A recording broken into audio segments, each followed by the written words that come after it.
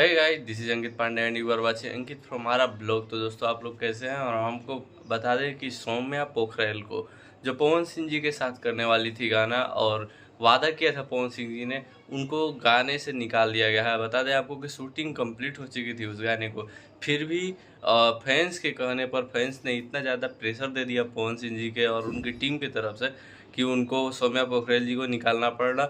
और समझिए, पैर पकड़ करके भी माफ़ी मांगी थी, फिर भी कोई अथी ऐसा नहीं हुआ है। बता दें आपको कि कुछ ही दिन पहले, सबसे पहले जब से सौम्या पोखरेल आई है भोजपुरी इंडस्ट्री में विवाद ही चल रहा है।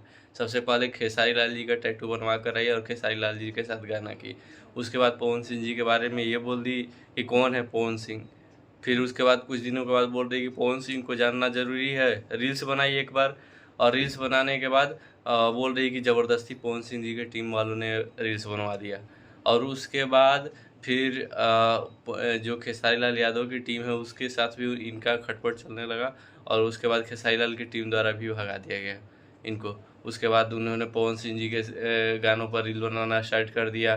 पवन सिंह जी के भाई के साथ रील बनाया, और डायरेक्ट जो खेसारी लाल के मतलब वो विरोध में गाना था उसी पे रील्स बना करके मुंह तोड़ जवाब देना शुरू कर दिया खेसारी लाल यादव को। उसके बाद धीरे धीरे करके पवन सिंह की टीम के द्वारा सभी से मिली। उसके बाद उनके गानों पर रील्स बनाना स्टार्ट किया। धीरे धीरे पवन सिंह जी से मिलने लगी, और मगही गाने का जब पवन सिंह जी का रिलीज था उसके इवेंट में पहुंची सौम्या पोखरेल, और उन्होंने अपने पवन सिंह जी से मिला, और पवन सिंह जी की पैरवी पकड़ी थी उस इवेंट में। हम आपको दिखा देंगे वीडियो में, आप लोग देख सकते हैं, ठीक है। और पवन सिंह जी ने वादा किया कि हम आपको अगले गाने में लेंगे।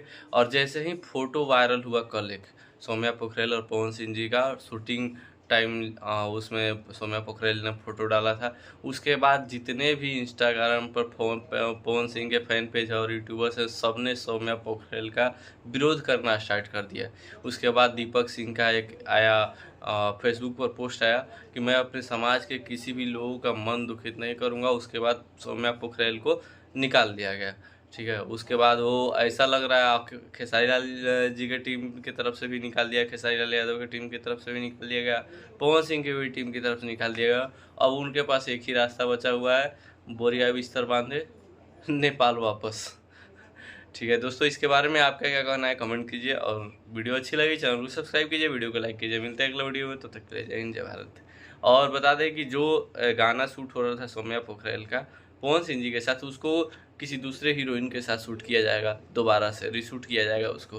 तो इंतज़ार कीजिए उस गाने को। और ऐसा है कि पवन सिंह जी की टीम के द्वारा इस गाने से निकाल दिया गया है, तो कहीं सौम्या पोखरेल गाने को लीक न कर दे, ऐसी भी है। तो जल्दी से जल्दी पवन सिंह जी की टीम इस गाने को शूट करके रिलीज़ करे, या ऑडियो पहले रिलीज़ कर दे बाद में वीडियो रिलीज़ करे, ऐसा कुछ करे, ठीक है। बाकी आपका क्या क्या सजेशन है कमेंट करो, उसे बताइएगा। वीडियो अच्छी लगी चैनल को सब्सक्राइब कीजिए, वीडियो को लाइक कीजिए। मिलते हैं अगले वीडियो में, तब तक के लिए जय हिंद जय भारत।